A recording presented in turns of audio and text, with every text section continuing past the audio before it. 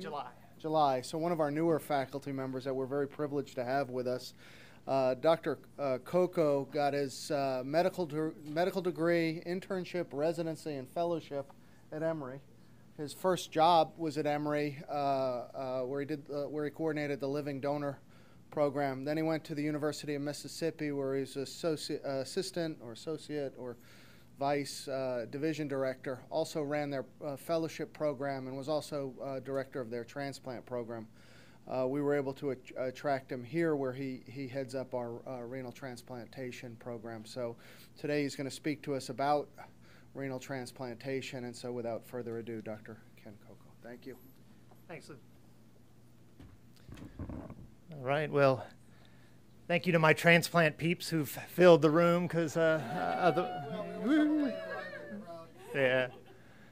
otherwise it'd be a little bit of a sparse group to start with. And I guess everybody in my group sort of knows where my origin's from. Name's Coco, and it's from Finland. And anyone who knows the Finns know we're kind of a stoic people. We're really not that funny, so if you're expecting some jokes today, you're kind of in the wrong place. And as everybody said, I'm with Nephrology Associates, and I'm working now at Erlanger as the medical director of the kidney transplant program. I have no financial relationships to disclose, unfortunately. I'm fairly cheap, so if anybody wants to throw money my way, I'll take it. So a couple of goals for today. I want us to understand what are the societal burdens that we face from patients with end-stage renal disease. What are the management options that our patients face and what they have available to them? Maybe understand a little bit as to who might be a transplant candidate and what type of things do they face, how long do they wait on the list, what kind of problems occur on the list. When is transplantation actually beneficial for some patients, because it's not for everybody? How do we manage the patients in the post-operative period, and what kind of problems do we cause with our medications? And then some of the exciting things is where are we as a field, and what does the future hold in terms of xenotransplants and potentially growing our own kidneys?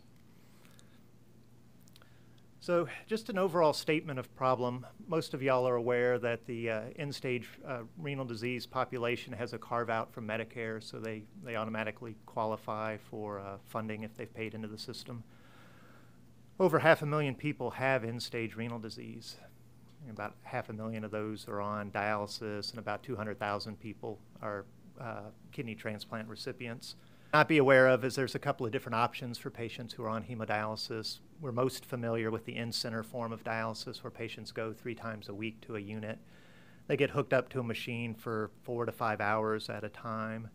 A lot of times they feel very washed out. We call it the dialysis hangover afterwards, and so it's keeping them going, but not a lot of them are living very productive lives.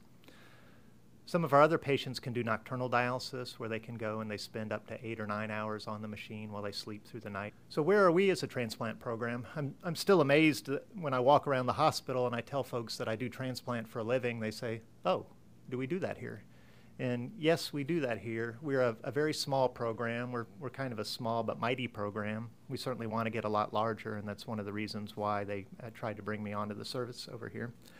We have been averaging about 20 kidney transplants a year.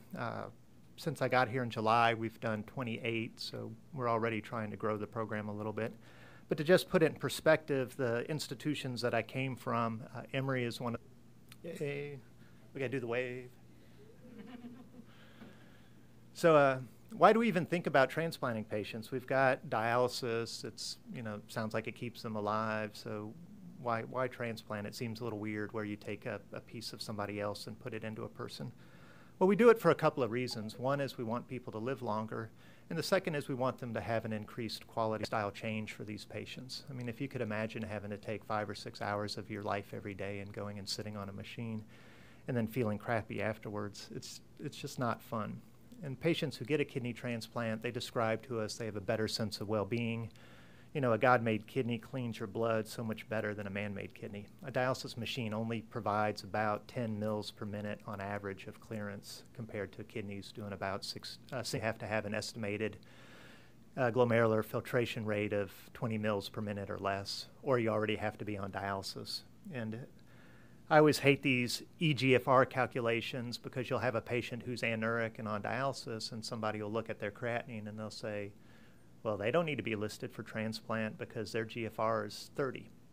Like, they're not making any urine.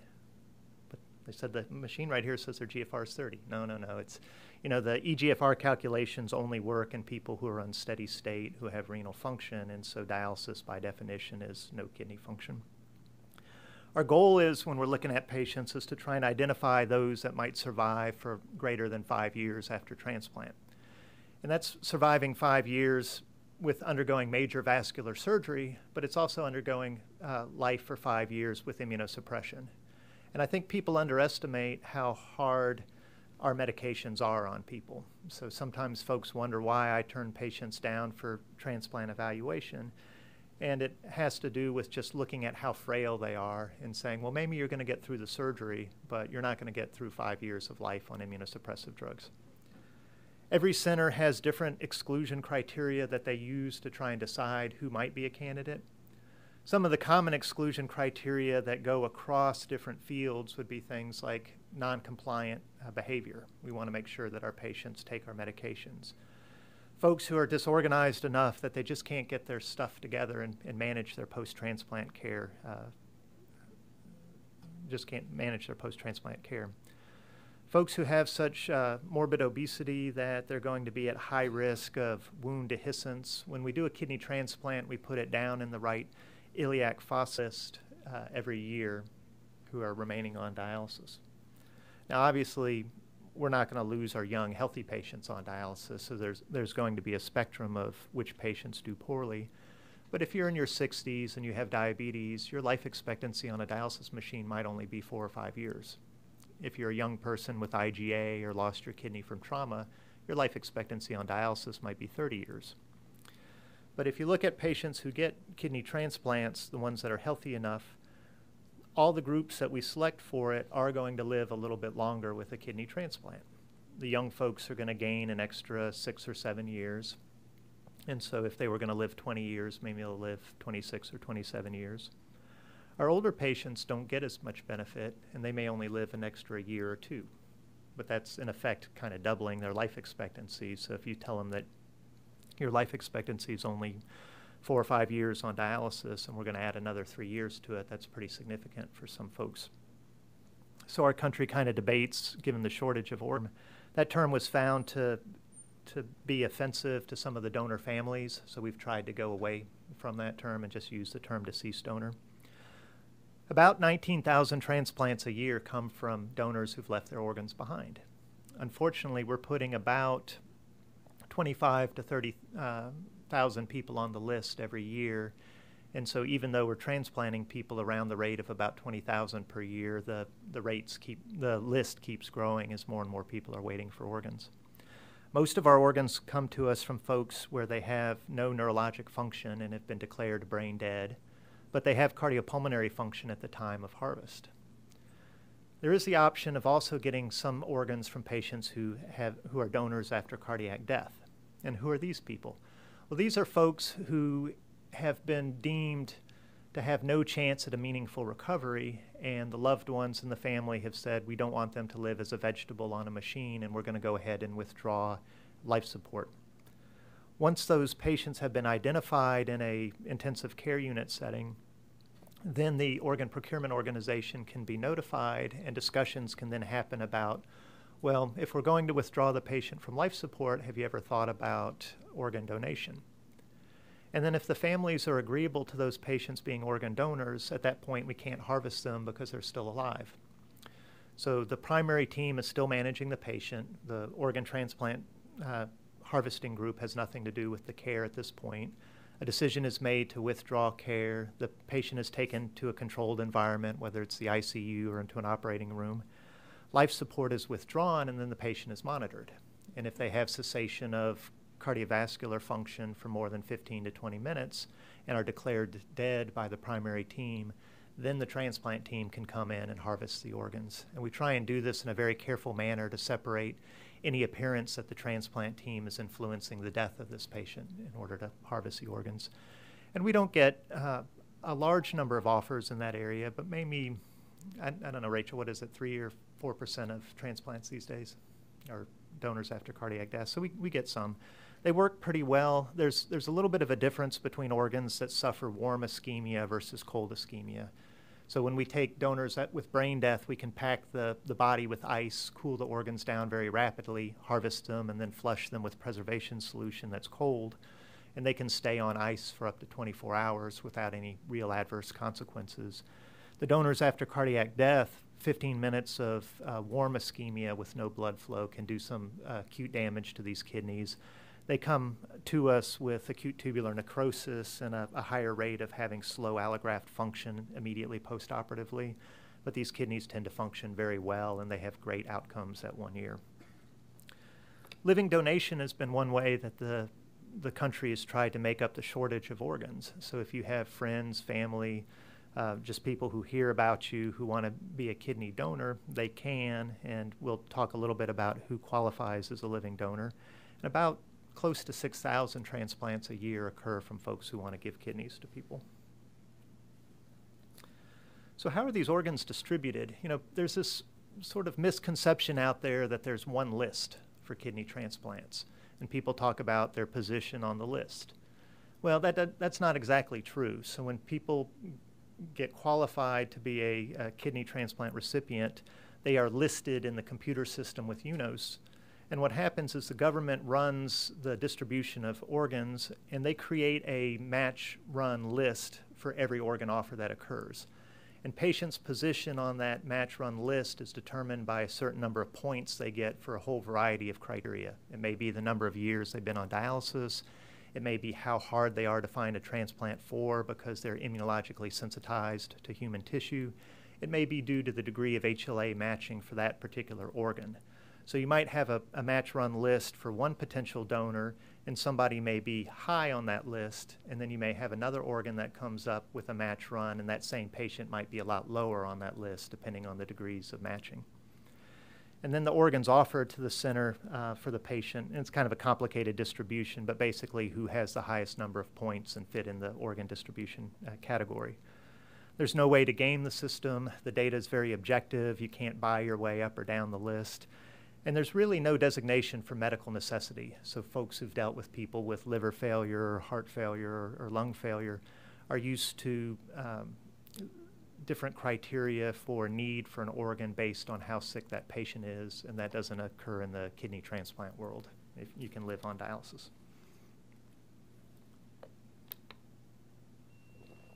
How long do our patients wait for a kidney transplant? Well, some of that just depends on your local organ procurement organization, how active it is, and what the patient population is. So patients who live in New York or California, where there's a very high patient population density, they have longer waiting times than patients in the more rural areas. It also depends on what kind of blood type you are. We have to have blood compatibility for the most part to do transplant. And if you're of a favorable blood group, your waiting times are going to be a little bit shorter compared to the ones that are a little bit more unfavorable. So we as physicians and a transplant team and the coordinators have to make decisions about trying to distribute organs that might be less than ideal. And so how do we define the ideality of a kidney? Well, one way to do is to just compare donor criteria. So just like every one of us sitting here in the audience today is a different person with different health challenges, the people who die and leave organs behind are different. Some are older, some are younger, some have high blood pressure, some don't, some have diabetes, some were smokers, some were doing cocaine. So we try and rate these patients comparing them to our average donor and assign a numeric scale that we call the Kidney Donor Profile Index. And that's a way of looking at 10 clinical criteria to try and put these organ offers on a scale for who we think is the best donor, which might be a young person who died in a motor vehicle accident, to those that might be the most at-risk donor, might be an 80-year-old with high blood pressure and diabetes. And you say, whoa, an 80-year-old with high blood pressure and diabetes, would you ever do that? Well, there are certain situations where people might benefit from those organs, and I'll show a little bit of data to talk about that. But yeah, there's this vast spectrum of organs, and for patients who are willing to take kidneys that come from less than ideal donors, they go through a different consent process, and we talk to them a little bit about the clinical criteria of that potential organ donor and what risks that organ may do to them. The other thing we're seeing a lot more these days are people who come to us who want to give organs but may have a enhanced risk of transmitting infectious disease. Everybody here in the audience is aware of the opioid crisis that's facing us.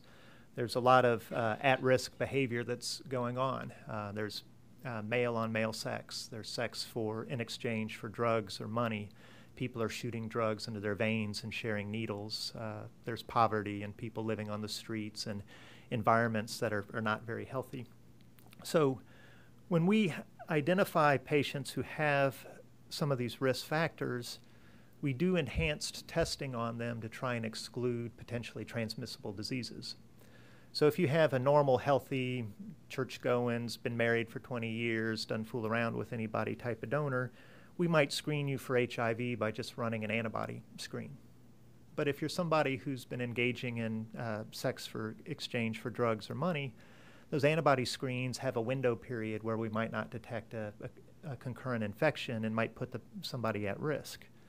So when we do identify things that might be enhanced risk, we run patients through what's called nucleic acid testing, and it's a way of looking for the presence of virus in the blood at the time of donation. And in patients that have had this enhanced testing, there have not been any reported cases of transmission of hepatitis or HIV from these donors, but there's still a little bit of a risk that's there. The other thing that sounds a little bit strange is that sometimes we consider putting hepatitis C infected organs into people. And we'll talk about when we do that. In the current realm right now, we're using hepatitis C infected kidneys for people who already have hepatitis C. But there's, with the new advent of these direct antiviral agents that are available, there is discussion about using hepatitis C infected organs for people who have life-threatening problems and need things like acute heart transplant or lung transplant, with the idea that if you bring hep C into their body, that you can then now treat it. So that's something that's evolving right now. Something else that's evolving that sounds really scary and really weird is that we're considering using HIV-positive organs for certain people. And currently we found that when I was in the training programs and HIV was coming around, that was a death sentence. Nowadays, HIV is just very much a manageable chronic disease, and we do transplant patients who have HIV. We're not doing them here at this center because there's a degree of support that you need from the infectious disease community and some particular expertise because of interactions with our medications. But Emory was one of the centers where we did HIV-positive patients, and I was used to doing that. And now people have said, well, if we've got patients who have HIV who are waiting for organs, and we have potentially good organs out there from folks who are infected with HIV, why not use an HIV-positive donor for an HIV-positive recipient?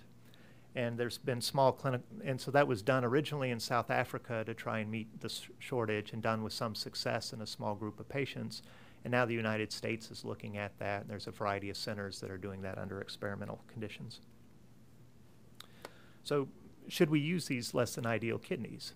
And there's data to support the use of any of these in the right situations. So these higher KDPI kidneys, these are the older donors with things like diabetes and high blood pressure.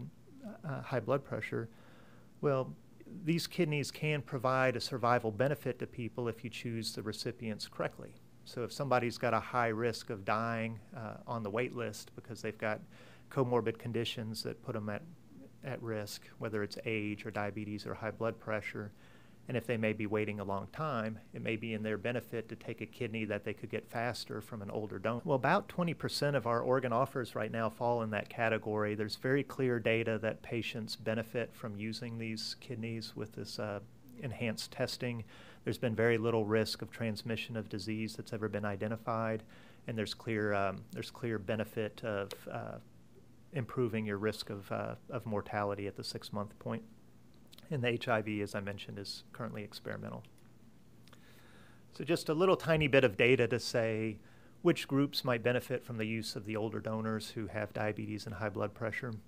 If you look at folks, and I really shudder when I say age greater than 50 since I am older than 50, those are the older recipients out there, and if they're facing a prolonged waiting time, so if they're waiting more than 3 years for an organ, whether they have diabetes or non-diabetes, they have a survival benefit from considering the older organ donors. The groups that might be hurt by this, by those might be the ones that are very young with short waiting periods who don't have diabetes. They're going to live they're going to live a long time on dialysis, and so they probably should just wait around for the younger donors. The hepatitis C donors, if you guys are not used to looking at Kaplan-Meier survival plots, with survival plots, you take a group of patients who have some endpoint, whether it's survival and they're alive, or whether it's allograft survival, whether it's development of some problem, and you say everybody's at the start is 100% at the same level, and then as your endpoint's achieved, people drop out, and that survival curve starts to decrease. So when you have a really great survival curve, you get a flat line at 100%, meaning as time goes by, your endpoint's never achieved. If you have bad outcomes, these curves get steeper because a lot of people are hitting your endpoint very quickly. And if we look at using hepatitis C positive donors into hepatitis C recipients, compared to using hepatitis C negative donors into hepatitis C positive recipients, we see that up to about 150 months, there's no difference in patient survival. There is a slight decrease in graft survival, and this is just one study, so if you look at multiple studies, there is a slight increase in mortality in terms of using these kidneys due to maybe the quality of the organs, because people who've acquired hepatitis C have lived fairly hard lives for the most part. But overall, the survival benefit from getting transplanted earlier outweighs the slightly high risk of using the hepatitis C kidney.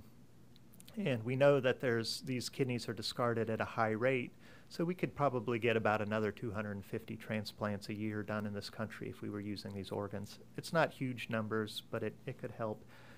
Probably we're going to see a decrease in the number of hep C donor kidneys that are available just because of this availability of the direct-acting antivirals.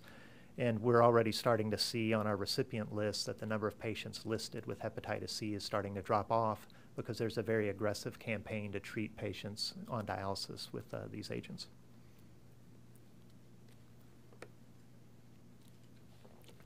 I mentioned that these people who have enhanced infectious risk, about 20% of our transplants are being done in that category.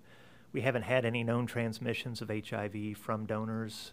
There was actually a case of HIV that was transmitted by a living kidney donor that occurred out in the country. So just because you don't have an enhanced risk patient doesn't mean you're out of the woods. But luckily for our transplant community, the risk of transmitting disease is vanishingly small. And using these organs has a great survival curve compared to using organs that aren't enhanced risk. And studies have been done showing that if a patient turns down a good quality enhanced infectious risk kidney, their mortality rates increase up to about 40% compared to going ahead and taking that organ. All right, so we talked a little bit about hypertension, and we want them to be free of any chronic disease that may limit their life expectancy.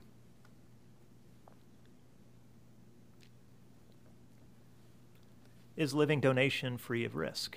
No, there is a little bit of a risk. There's about a 1 out of 2,000 chance of dying being a kidney donor. So every year in the United States, maybe 2 to 3 patients are lost who've been kidney donors, and that's probably the most tragic thing that can happen in medicine, because you're taking somebody who's incredibly healthy, is trying to do an altruistic act, try and help somebody out, and then they have a bad outcome from that. But it's a small risk. I mean, if you can imagine rolling a dice that's got 2,000 sides to people who have been selected to be matched for their age and overall health, and then see if there's any difference in development of end-stage renal disease in that population. And when folks do really careful studies, there seems to be a little bit of a racial predilection, so the black population seems to be a little bit at a higher risk than the white population. And there might be just a slight risk of developing end-stage renal disease in these different cohorts, but there's so many other things that we do in life that would put, if you've got an elderly person they're looking after, some sitters for that. And that's things that aren't necessarily reimbursed by the current system. So our patients, they come around and they get a kidney transplant. Well, then what happens to them? Well, they stay in the hospital about 5 days. So back in the days when I was training and cyclosporin was just coming around, we used to keep people in the ICU for weeks. And then we got to where we can now just weekly for the first month, and then it starts to space out as time goes by. And we just encourage our patients to get out there and live life after they've been transplanted. When we think about immunosuppression, we talk about sort of two phases. There's the whole induction period that occurs when they're in the hospital. We whomp on their immune system pretty hard with biologic agents that wipe out their lymphocytes. There's no one protocol out there that exists for patients, so you have to understand what the protocol is for the current center and then see what target ranges we're using for drugs and which drugs we're using.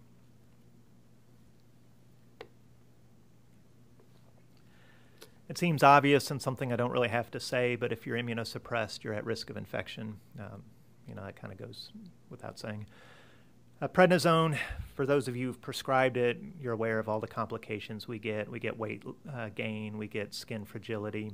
Patients that are on 5 milligrams a day, though, really don't have that much weight gain. And if you compare the regimens where people are taking 5 a day of pred compared to the prednisone-free, there's the same degree of weight gain among those two different groups. So it's really not too bad.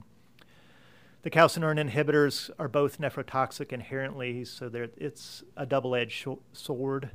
Transplant did not work very well before the development of cyclosporin. I wish we had drugs other than cyclosporin and tacrolimus, because if you look at the liver transplant population where people have their own kidneys, 25% of those patients have end-stage renal disease after 10 years due to the toxicity of TAC.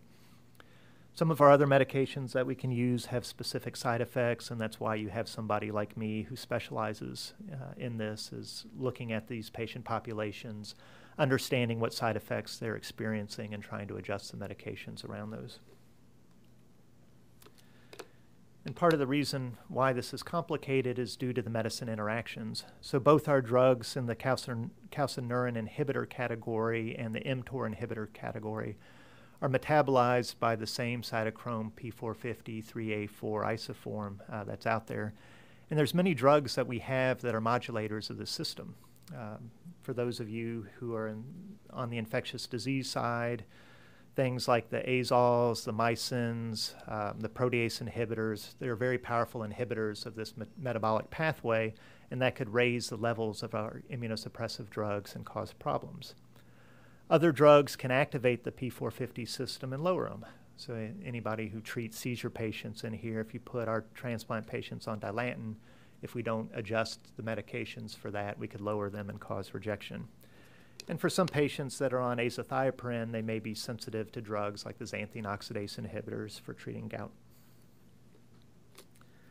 There are a lot of complications that occur with these patients, and that's what I do, is I look out for the complications. Patients may have perinephric fluid collections, could be bleeding, could be lymphoceles that develop. They can show up with a lot of opportunistic infections. We recently had a lady in the hospital who had disseminated histo. CMV is a fairly common complication. There's a type of nephrotropic virus called BK polyoma that I end up dealing with. About 20% of our patients get that. And as they get out further from transplant, then they start to face the different complications that older end-stage patients face. They have risks of cancer, they have risks of cardiovascular disease. As we start to look towards the future, we need to understand some of the problems that we face with conventional medicine. So a lot of us practice conventional medicine in a very reactive manner. We go around and we try and monitor for disease, but most of the time we're detecting a disease and then we're trying to deal with it once it's there, rather than being proactive and trying to prevent the disease or giving therapy before the disease is manifest. The types of things that I have for monitoring a kidney are very insensitive. So I look at the serum creatinine as a measurement of how the kidney's functioning. Well, you can lose about 30% of your kidney function before your creatinine starts to rise, and so it's a relatively insensitive marker for damage. We can try and detect antibodies in the body against the transplant organ. Not that many patients end up developing those, and so by the time you detect them, usually the horse is out of the barn. and you're in trouble. And so, transplant medicine's a little bit of an art, like a lot of medicine. We take a one-size-fits-all approach, we kind of blast them with some immunosuppression, and then we sit back. We say, what happens to the patient? If they reject, okay, I didn't give you enough medicine, I treat the rejection, and I try and adjust the doses up. If they come to me and they have opportunistic infections or other serious side effects, we say, well, maybe we over-immunosuppressed you.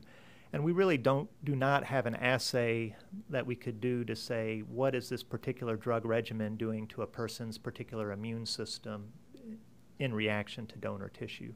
And that would really be helpful in terms of figuring out how to monitor these patients. Rejection, luckily, is becoming a historic problem. Back when I was a resident and a fellow, we had rejection rates of about 40% per year. We've knocked that down to less than 10%. And they fall into different types. So we talk about cell-mediated rejection or antibody-mediated rejection. We still make the diagnosis in pretty invasive ways. So in order to diagnose rejection, we have to do allograft biopsies. Usually we're doing that percutaneously with a needle where we poke it down into the kidney and make 4 or 5 passes to take pieces out to look at under a microscope. One of the problems with conventional diagnosis of rejection is that there are other disorders of the kidney that look exactly like rejection. So for instance, if you have a viral nephritis with polyoma, by light microscopy, that looks exactly the same as rejection. But polyoma occurs in somebody who has too much immunosuppression. Rejection occurs when you have too little. And so it's difficult to try and sort out what's going on. And then we need other data where we're looking at polyoma PCRs, we're looking at viral stains, we're looking for subtle changes in the tissue to try and say, is this a viral problem versus a rejection problem? So again, as we think towards the future, there are things we need to do better in terms of monitoring our patients. I mentioned a little bit about opportunistic infections. I don't want to belabor the point. There's certain things that I look out for in our transplant population and I think about when they come in sick.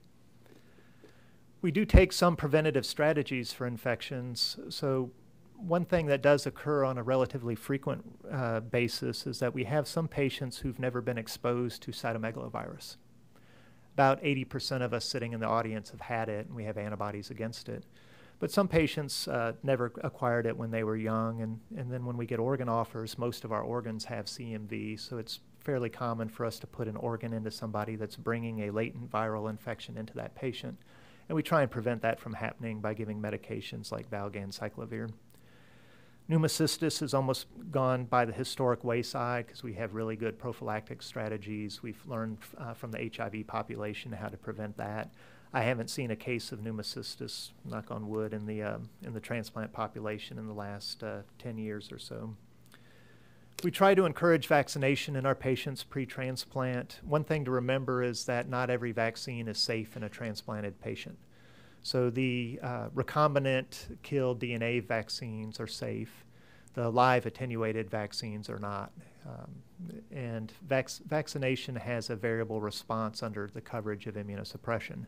So if you try and vaccinate somebody immediately after transplant when we've womped on them with thymo, they're not going to make an antibody response to that versus if you can allow them to get vaccinated pre-transplant, make antibodies, and then come to us immune. So as I mentioned, some of the live attenuated vaccines are contraindicated. Don't give measles, mumps, rubella to a transplant patient. Don't give the live zoster vaccine to people. Don't give the live influenza. Luckily, it looks like the live influenza vaccine is going by the wayside because it's a little bit less effective than the new quadrivalent recombinant ones. So we're probably not going to see as much use of the intranasal vaccines. Our patients need to be vaccinated against pneumocystis every 5 years. They do need to get vaccinated with influenza. There's a new recombinant vaccine for zoster that's out. It's currently approved for the use of immunocompetent patients that are over the age of 50. It is not currently approved for solid organ transplant patients, and we're waiting on those trials and the safety data to come out. What I'm anticipating is that every other vaccine that's been recombinant, when they study it carefully in the transplant population, it shows a little bit of an early rise of anti-donor antibodies that don't seem to have any clinical significance goes away, and so I'm anticipating that this is going to be safe. But most of the recombinant vaccines, while they're semi-protective in the transplant population, are not as effective as they are for immunocompetent patients. Our patients get cancers. We're used to seeing skin cancer in our normal population, and usually we see basal cell cancers at a higher rate than squamous. That's flipped in the post-transplant care period. Depending upon where you live in the country and depending on your skin type depends on what your risk. So whites are at a higher risk of developing skin cancer than our black patients, and we tend to develop squamous cells at a much higher rate than we do basal cells compared to the immunocompetent patients. We also get some weird skin cell cancers. We can see Merkel cell cancers from a polyoma virus. We can see Kaposi sarcoma from a herpes virus. And up to 25% of our patients are going to get skin cancer of some form if they've been transplanted for more than 10 years. We see some other weird diseases like lymphoma is more common in our patient population, and there's a whole spectrum of plasma cell dyscrasias that occur where our patients get what we refer to as post-transplant lymphoproliferative disorder.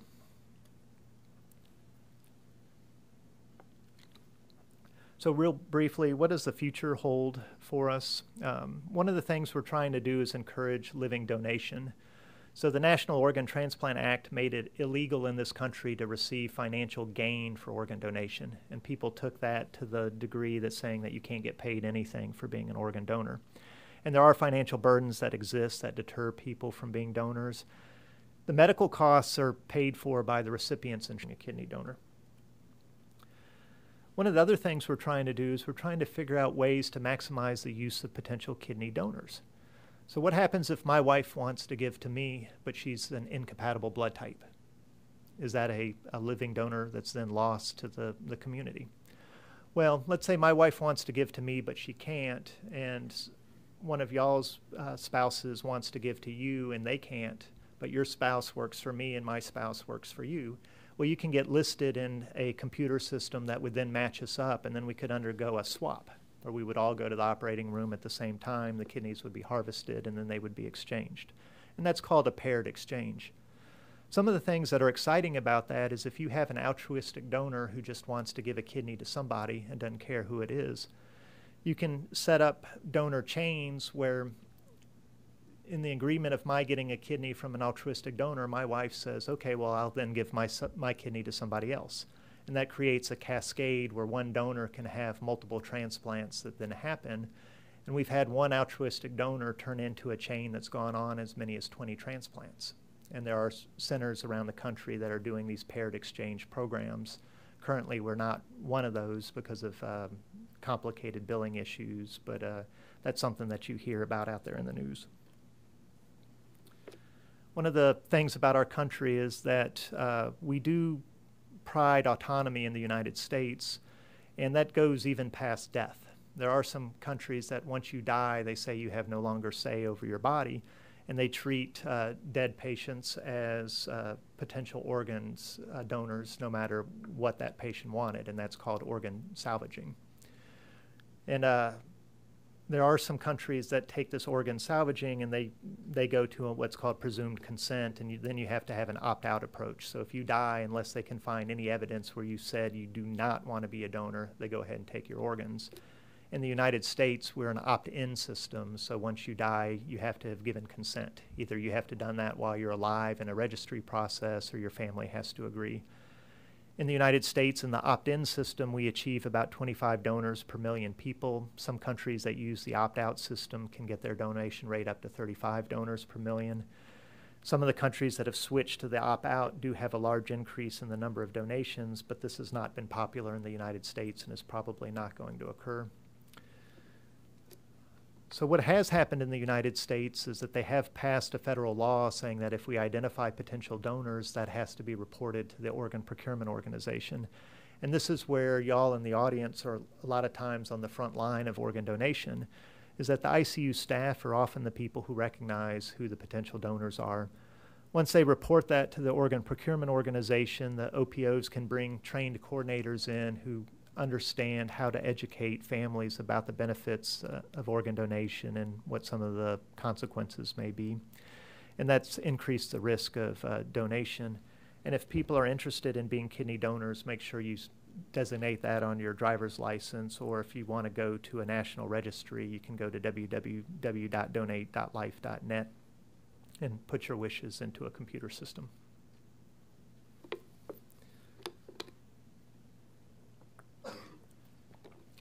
Just real quickly, this applies to all of us in medicine. So I mentioned we practice medicine in a very reactive manner.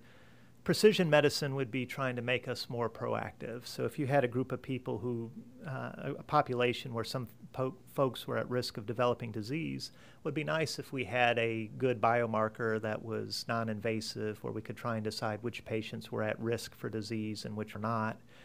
And then for those that were at higher risk for disease, do we have other biomarkers where we could try and select out which ones had high disease probability, and then we could go to more invasive markers that would give us very specific designation of who had disease. And then once we identify those patients with disease, it'd be nice to have prognostic biomarkers to say who's going to progress, and predictive biomarkers which would say, well, which therapy would be the correct one to give. And as I mentioned, there's some problems with the current biomarkers that we have. Creatinine is not a good biomarker for seeing how a kidney's doing. The degree of HLA matching is not a good biomarker for risk. We're looking at some newer biomarkers in the transplant world. They're not quite ready for prime time. Some of that's going to do with some of these gene array studies to see if we can detect rejection before there's any damage to a kidney. We're trying to figure out how we can determine when people do have rejection, if there's ways to decide who's going to respond better to one medication or another. Right now, we're just in the infancy of a lot of this development. What about this idea of xenotransplant? So there's a $25 million farm that's now being built at the University of Alabama in Birmingham for pigs. And what's that pig farm all about? Well, we farm animals for food. Well, why not organs? And pigs are a relatively ideal organ donor because they're plentiful. They have organs that are about the right size for us. And ethically, they've been accessible for breeding and for slaughter for use for humans. Back when I was training, xenotransplant was all the rage. And one of the labs I worked with, we had a pig to primate model. And pharmaceutical companies were really behind that, and they were trying to support the development of xenotransplant. And then funding was pulled in part because we had very poor outcomes, and then there was the identification of the porcine endogenous retroviruses, and there was fear that we might end up with pig AIDS being transmitted to people, and so xenotransplants kind of came to a halt.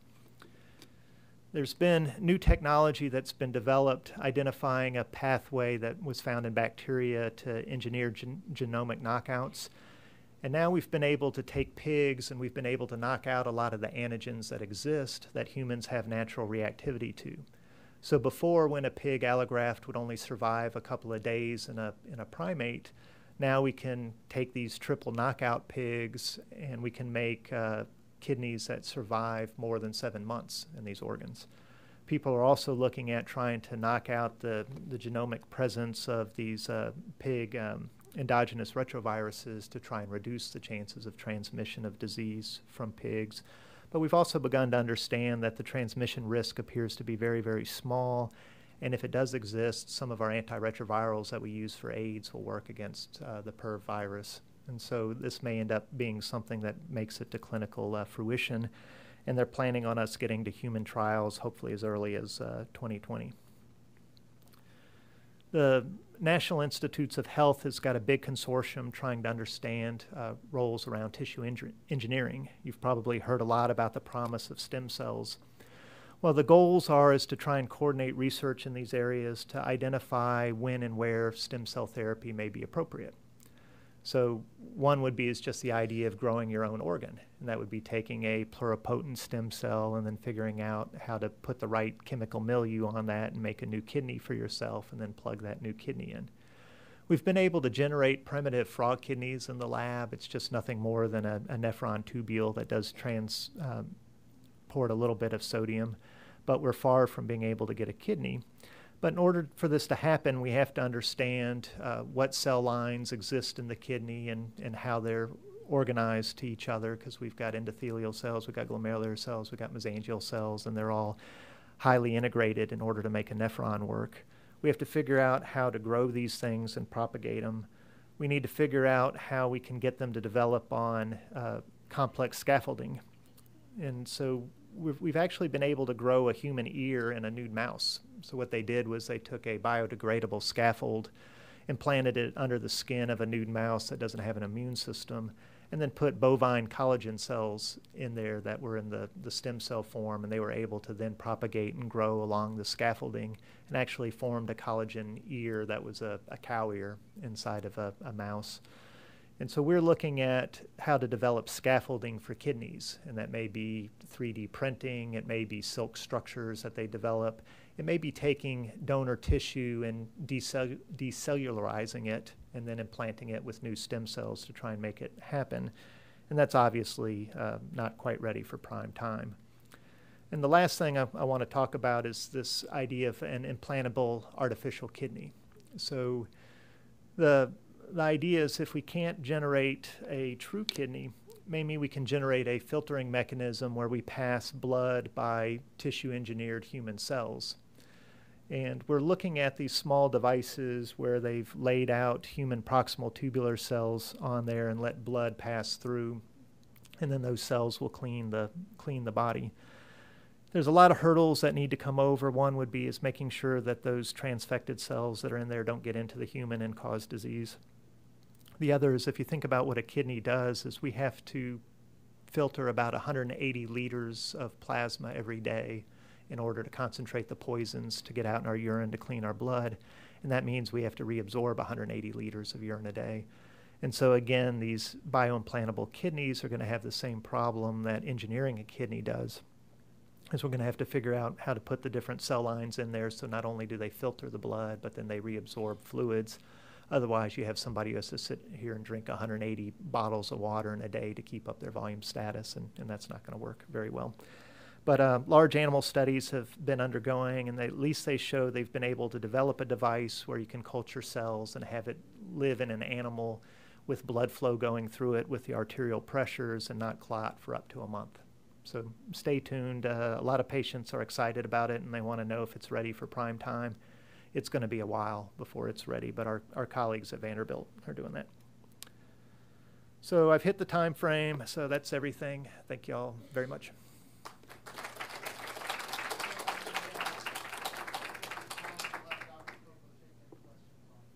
Yep.